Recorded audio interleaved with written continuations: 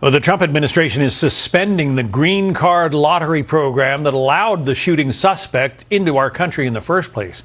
DHS Secretary Noem announcing, quote, "At President Trump's direction, I am immediately directing the USCIS to pause the DV1 program to ensure no more Americans are harmed by this disastrous program." Let's bring in Tommy Pigott, the State Department's principal deputy spokesperson. Tommy, is the State Department also looking into this guy's background and you know what it is that first of all how he got here and what motivated him? Well, Secretary Rubio has also directed the indefinite pause of the diversity visa program for the simple reason of we need to figure out what happened, if there were vetting deficiencies that occurred here, and make sure those are addressed, that something like this never happens again. And that's living up to this commitment that we have here at the State Department from day one of this administration, to treat every single visa decision as a national security decision. We take that incredibly seriously, and we are constantly re-examining our vetting procedures to make sure that we have the most robust vetting procedures possible. The D1 program allows, what, 500 people a year to come in from countries that normally don't send a lot of immigrants to the United States? Is that how it works?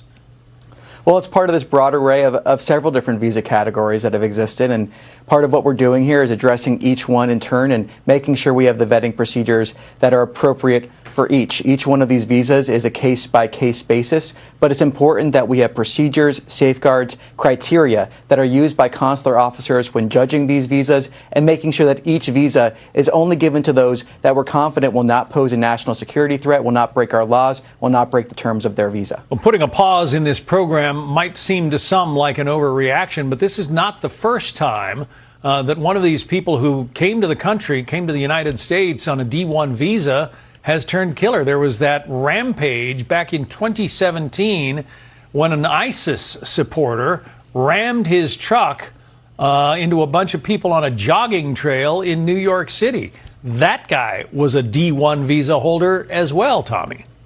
Well, when we see something like this happen, we need to make sure that we react appropriately, and part of that is examining the visa procedures in place.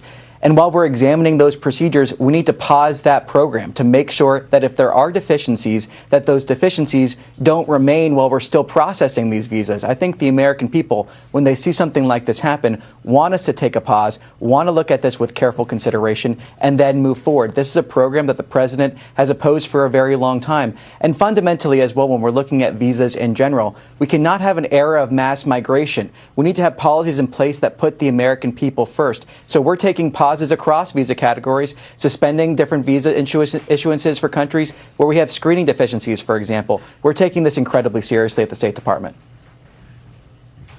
There were about 95,000 visas revoked by the U.S. State Department in 2025. 8,000 of them international students. What does that say about the international student visa program in this country?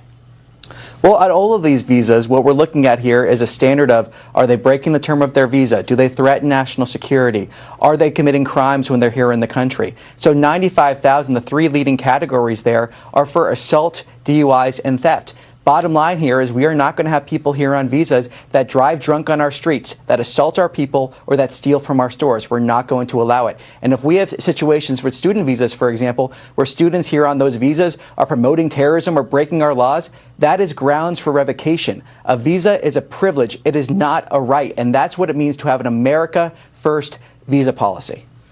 You know, when we just heard from Peter Morisi, an economist who says America needs immigration, but we need to bring in people who bring skills, whether it be, you know, as a house framer or a nuclear physicist. You got to bring in people who have skills. The idea of just letting people into the country because they come from countries that don't get represented in America very much seems a little odd.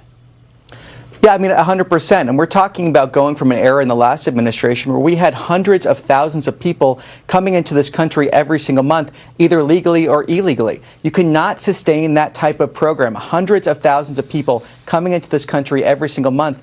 and assume there's safety there, assume we have the proper vetting criteria. As the Secretary has indicated, that type of volume, it's often impossible to have that type of vetting criteria that the American people expect. So we're putting an end to the era of mass migration. We're going to make sure that we have an America First visa policy, that we're taking national security incredibly seriously. And fundamentally, visa security is border security. Of course, we think of the southwest border when we're talking about border security, but we need visa policies that are also contributing to that border security and not allowing people into this country that are going to break our laws, abuse our system, or violate the terms of their visa. Yeah, because visa overstays are a huge part of the illegal immigration problem. Tommy 100%, yes.